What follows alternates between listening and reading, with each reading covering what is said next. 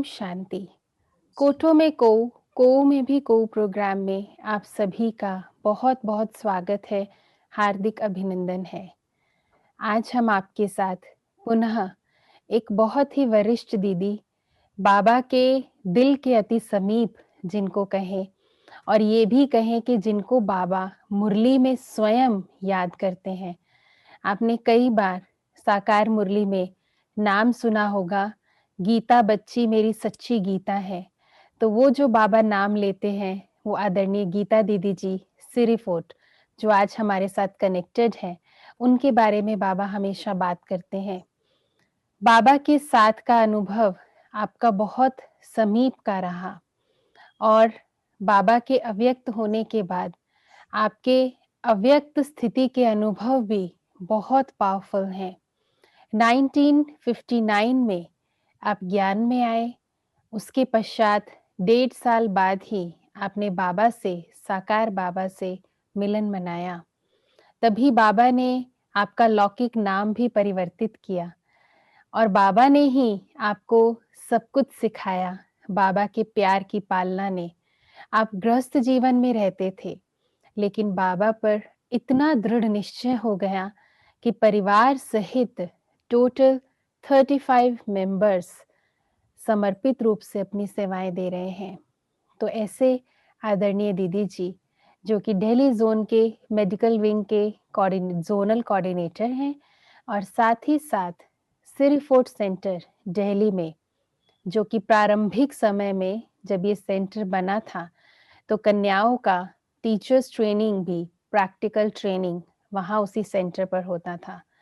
और वो एक ऐसा स्थान है जहाँ बाबा ने बहुत सारी विशेषताएं भरी हैं और वीआईपी सेवा का भी बहुत प्रमुख स्थान रहा है। आदरणीय गीता दीदी जी आज हमारे साथ उपस्थित हैं और हमारा ये सौभाग्य है कि हम दीदी से बहुत से अनुभवों से लाभान्वित हो। आपका जीवन बहुत सरल, ममतामय रहा है और आपसे जब भी कोई मिलता है तो अपनेपन का और स्नेह का अनुभव करते हैं। तो आदरणीय दीदी का हम बहुत बहुत तहे दिल से स्वागत करते हैं, हार्दिक अभिनंदन करते हैं। दीदी, हम आपके जीवन के बारे में आज जानना चाहेंगे। आपने अपने जीवन को इतनी सरलता से चलाया है, तो जब आपको ज्ञान मिला या ऐसा कहें बाबा ने जब आपको ढूंढा, तो वो आपकी जर्नी, आपकी यात्रा वो कैसी थी? वो आप हमारे साथ शेयर करें। मैं तो गृहस्थी लाइफ में थी और ज्ञान और योग के बारे में मुझे कुछ भी पता नहीं था। शुरू में तो ब्रह्मा कुमारी के बारे में भी मुझे कुछ नहीं मालूम था और ये ब्रह्मा कुमारी आश्रम में जाने से मुझे जरा डर भी लगता था। परंतु एक बार मुझे ख्याल आया कि जाके देखूं तो सही कि है क्या। तो मैं एक बार गई थी अपने पति के साथ, शाम के टाइम ऐसे ही घूमते घामते पहुंच गई। तो वहां जाते ही उस समय योग का प्रोग्राम चल रहा था और मुझे भी कहा योग में बैठ जाओ। अब योग तो आता नहीं था, लेकिन भक्ति तो करती थी ना, तो भक्ति में भगवान को याद करना यही योग था। तो मैं बैठ गई। उस समय बहुत सुंदर कार्ड, इतना अच्छा उसका रहस्य था, इतनी अच्छी उसकी मीनिंग थी। जब मैं उसको सुना तो सुनते सुनते सुनते मैं एकदम शांत हो गई और उस शांति का अनुभव मैंने लाइफ में कभी नहीं किया। उस शांति के अनुभव ने मुझे इतना अच्छा, जैसे कहें जादू कहो या परिवर्तन कहो, एकदम से आया। और उठने के बाद मेरे मन में ये ख्याल आया कि ज्ञान योग तो जरूर सीखना चाहिए।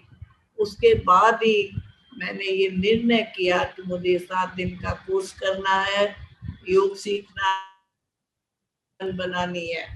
उसके थोड़े दिन के बाद ही मैंने 7 दिन का कोर्स किया। हमारे पति ने भी किया, मैंने भी किया, हम दोनों ने मिलकर युगल रूप में किया। उससे क्या हुआ कि हमारे को योग और ज्ञान से काफी जीवन में परिवर्तन, शांति, शक्ति और हल्कापन महसूस हुआ। और उसके बाद उन्होंने जब पवित्रता की बात सुनाई तो हम दोनों ही ज्ञान में थे, इसलिए मेरे लिए कोई मुश्किल भी बात नहीं थी। वो भी सहज ही सहज मेरी धारणा हो गई। खान पान की परहेज रखनी है, अन्न मन का भी हमारे ऊपर कैसा असर पड़ता है वो समझाया गया।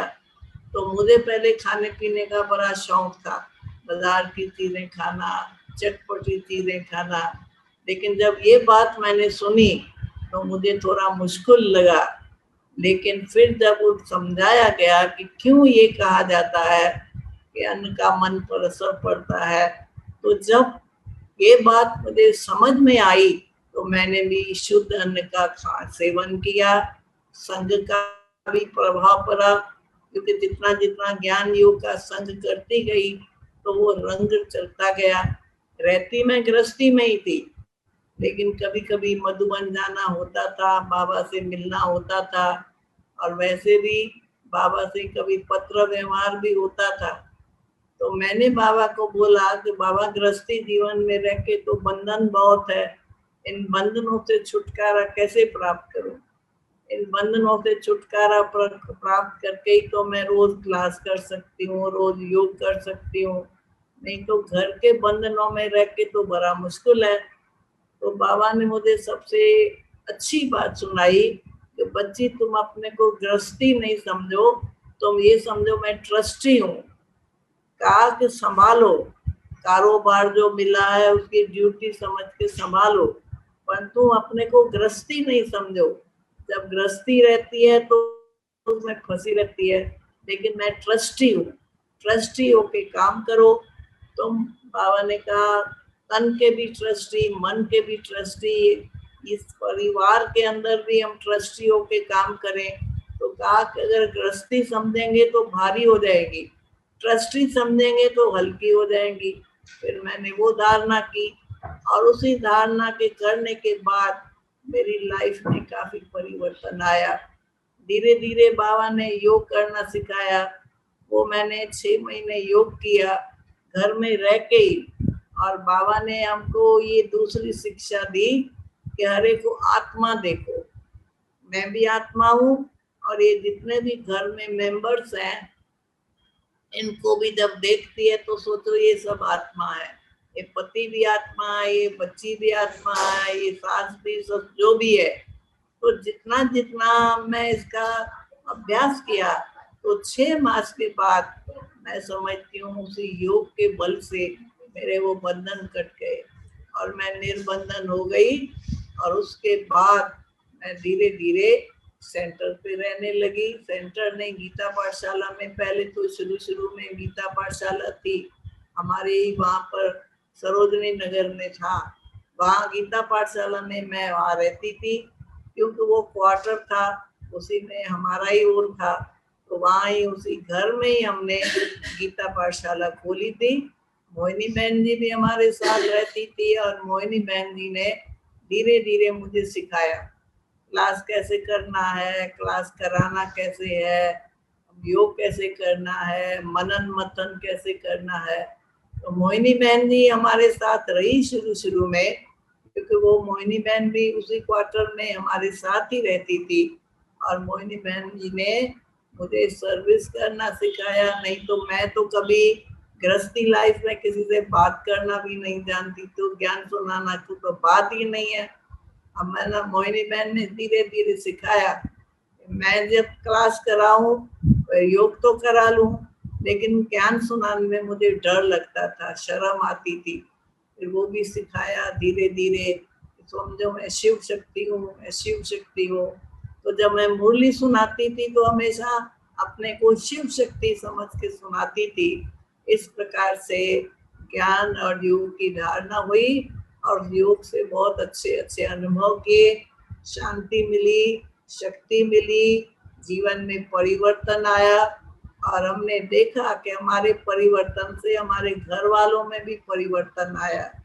उसके बाद हमारी जीवन को देख के फिर हमारे घर वाले जितने भी थे धीरे धीरे करके वो भी ज्ञान में आने लगे। और उसके बाद काफी समय गीता पाठशाला में रही, और उसके थोड़े समय के बाद फिर मैंने सेंटर पे रहना शुरू किया। समर्पित तो हमारा तो समर्पण उस प्रकार से नहीं जैसे आजकल होता है। हमको पता ही नहीं चला कब समर्पण हुए, बाबा ने हमको कब समर्पण किया, कब एडॉप्ट किया। पहले तो बच्चा बनाया, फिर उसके बाद बाबा ने सेवा सिखाई, फिर उसके बाद सेवा करना सिखाई, और उसके बाद धीरे धीरे बाबा ने मुझे सेवा पर भेजा। जब सेवा पे मैं गई तो सेंटर पे गई तो धीरे धीरे तो ज्ञान और योग में मेरी बढ़ोतरी होती गई, और इस प्रकार से धीरे धीरे करके मैं सरेंडर हो गई। जिसका मुझे याद नहीं है, न डेट याद है, न साल याद है, और मुझे ये भी नहीं पता मैं कैसे समर्पण हुई, बाबा ने कैसे मुझे समर्पण किया, मुझे कैसे समझा कि मैं लायक हूँ, तभी बाबा ने सरेंडर किया। तो मेरा बहुत सौभाग्य अच्छा है, मुझे बड़े आराम से और बाबा ने मुझे स्वीकार किया, और उसके बाद मैं मन बुद्धि से सरेंडर हो गई, और फिर जो बाबा ने सेवा दी उस सेवाओं को मैंने करती गई। मेरी लाइफ में तो बहुत सेंटर पे मैं रही हूँ। जम्मू कश्मीर में भी मैंने 10 साल सेवा की, और भी सेंटर्स पे गई, लेकिन विशेष दिल्ली में ही था। लेकिन कहीं भी जाना होता था, बाबा अगर कहते थे जाओ तो मैं कभी ना नहीं करती। इस प्रकार से समर्पण कि मेरे को देख के फिर हमारे जो घर में जो भी मेंबर्स थे आते थे, हमारी लाइफ को देखते थे, परिवर्तन देखते थे, तो धीरे धीरे वो भी सरेंडर होते गए। तो दीदी आपसे हम ये भी पूछना चाहेंगे कि जब आपको ज्ञान मिला, ज्ञान पर निश्चय हुआ, बाबा से प्यार जुटा, याद के अनोखे निराले अनुभव होने शुरू हुए, तो आपका जो संदेशी का पाठ था, वो कब खुला? संदेशी मैं नहीं थी, शुरू में मैं संदेशी नहीं थी। दिल में ख्याल होता था कि मुझे भी साक्षात्कार हो। मैं आई इसीलिए थी ब्रह्मा कुमारी आश्रम में, क्योंकि मोहिनी बहन संदेशी जब संदेशी थी तो उसको देखती थी तो मुझे भी ख्याल आता कि मुझे भी बाबा कुछ दिखाए ना। मैं 4 साल के बाद संदेशी बनी। 4 साल के बाद एक बार कोई भी योग भोग लगाने वाला नहीं था, तो मुझे वहाँ की टीचर ने कहा कि आज आप बैठ जाओ। मैं बैठ गई और बाबा ने मुझे खींच लिया। तो 4 साल ज्ञान में चलने के बाद मैं संदेशी बनी। उससे पहले मेरा कोई संदेशी का पाठ नहीं था। तो दिव्य दृष्टि बाबा है, जब बाबा ने मुझे खींच लिया उसके बाद मेरा वो संदेश का पाठ शुरू हुआ।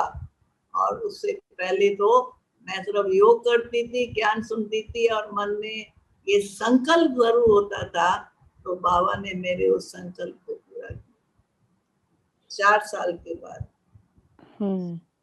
तो दीदी आपसे हम ये भी पूछना चाहेंगे, आपके अंदर बाबा ने ऐसी कौन-सी विशेष बात देखी, आपके जीवन की ऐसी कौन-सी विशेषता देखी, जो बाबा ने आपको अपना बनाया?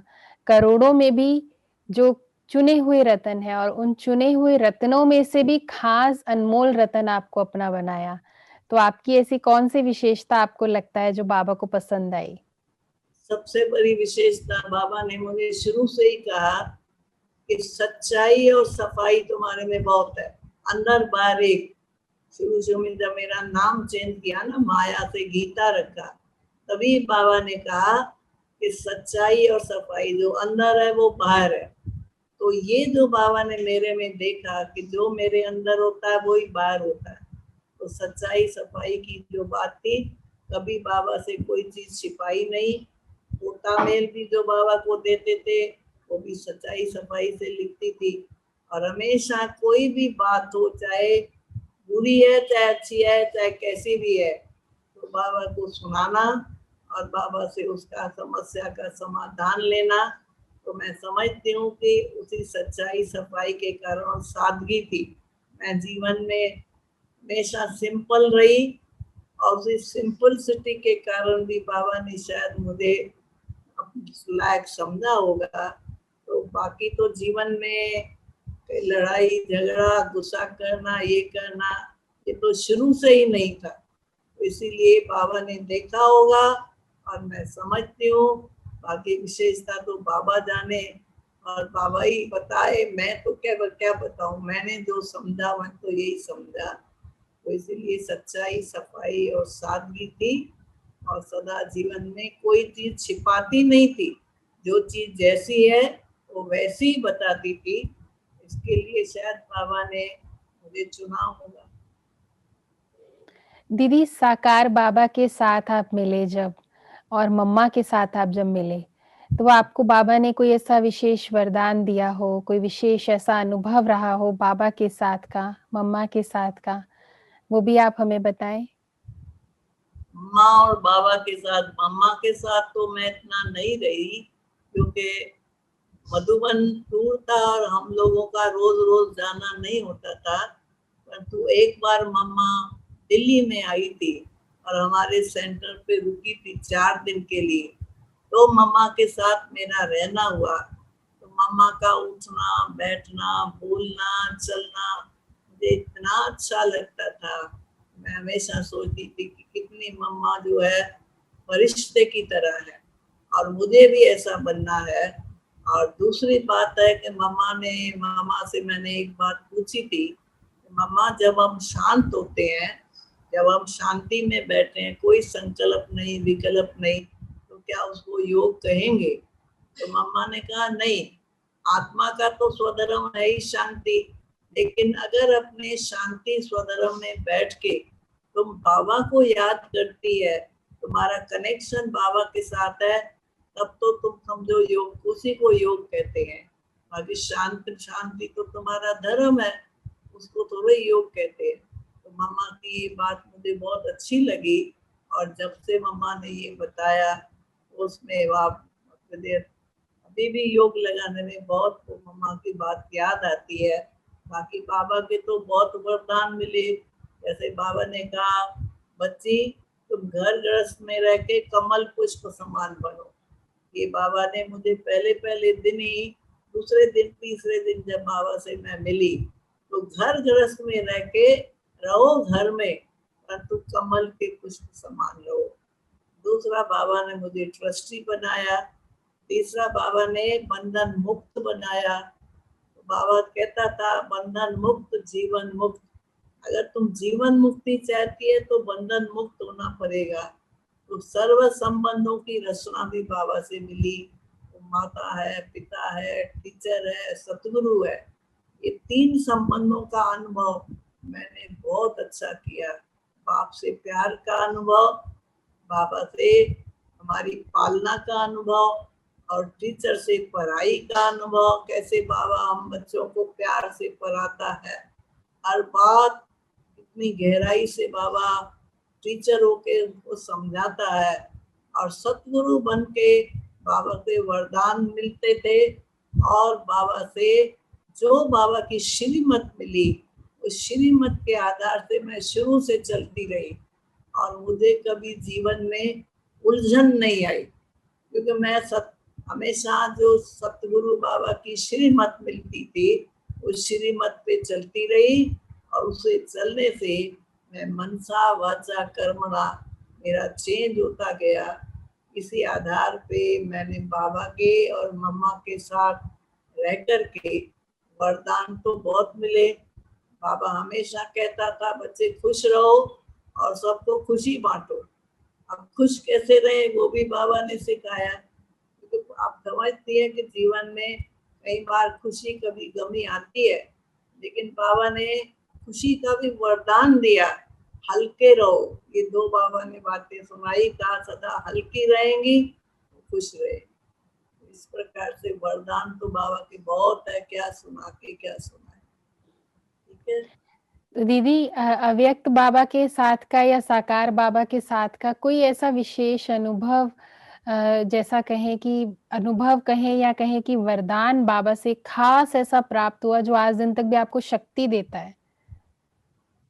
बाबा मैं तो यही कहूंगी कि जब बाबा अव्यक्त बाप दादा से मिली थी मैं पहली बार, तो बाबा को ये जो दृष्टि मिली, उस दृष्टि में इतनी पावर भरी हुई थी, जो उस पावर को मैं कैच करती रही।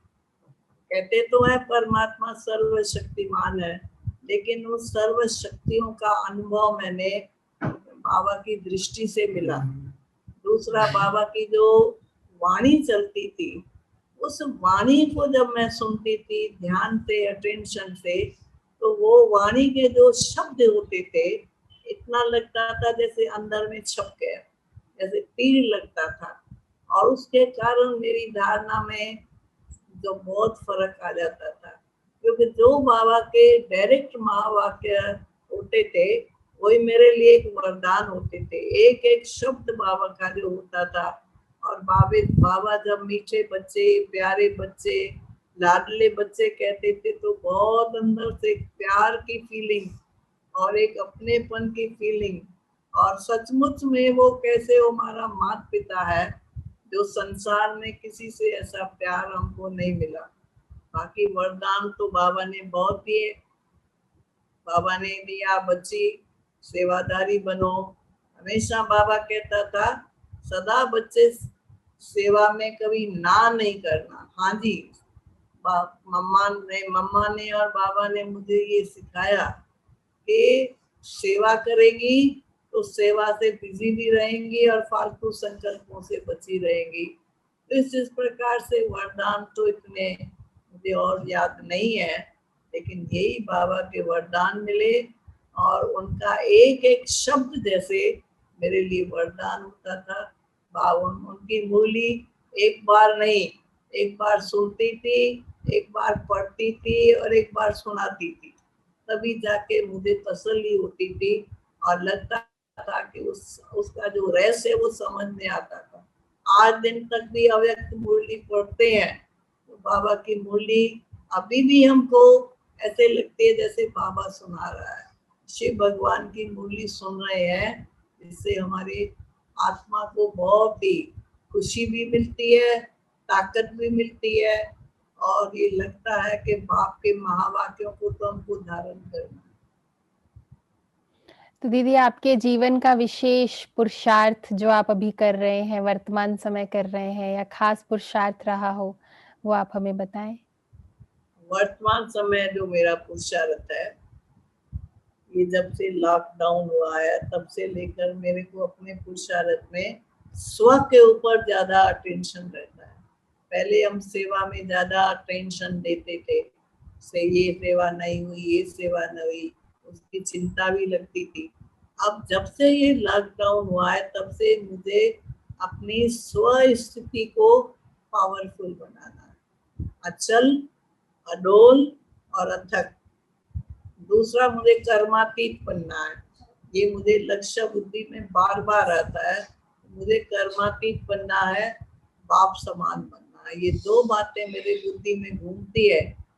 बाप समान बनना है तो बाप को फॉलो करना है, ब्रह्मा बाबा को, मन वचन कर्म से।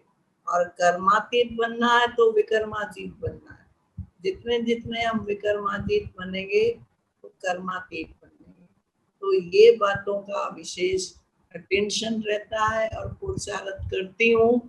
और पुरुषार्थ करते करते कभी ऊपर कभी नीचे होता है, ऐसे नहीं कि नहीं होता है, परंतु लक्ष्य जो है वो सदा यही रहता है कि एक रस अवस्था कैसे बनाए। कर्मातीत का मतलब यह है कि हर कर्म करो, परंतु हमको कर्म करो न्यारे हो जाओ, कर्म करो न्यारे हो जाओ। तो एक रस स्थिति मेरे कैसे बने, उसका पुरुषार्थ करती हूँ। यही मेरा विशेष पुरुषार्थ इस समय चल रहा है। बाकी योग का तो चलता ही रहता है। सो दीदी, आपका बहुत-बहुत धन्यवाद। आपके जीवन के इन अनुभवों से हमने सीखा, बाबा और मम्मा ने आपको जो साकार में वरदान दिए, शिक्षाएँ दी, प्यार दिया, उसकी समीपता का अनुभव आज हमने भी किया। आपने हमें जो वर्तमान समय का पुरुषार्थ आपका आपने बताया अपना, वो भी हम ज़रूर अपने जीवन में उसको लाने का प्रयास करेंगे, और आपका जीवन जितना ही सरल, जितना ही बाबा के साथ का प्यार, और जितना ही ऐसा कहें कि नम्रचित्त रहा है, और आप अभी भी रहते हैं, उससे भी हमें बहुत सीखने को मिलता है। तो दीदी, आपका पुनः एक बार बहुत-बहुत धन्यवाद। और आप सभी भाई-बहनों का भी बहुत-बहुत धन्यवाद इस प्रोग्राम के साथ बने रहने के लिए। आपसे फिर से मुलाकात होगी एक नए एपिसोड के साथ। ओम शांति। ओम शांति।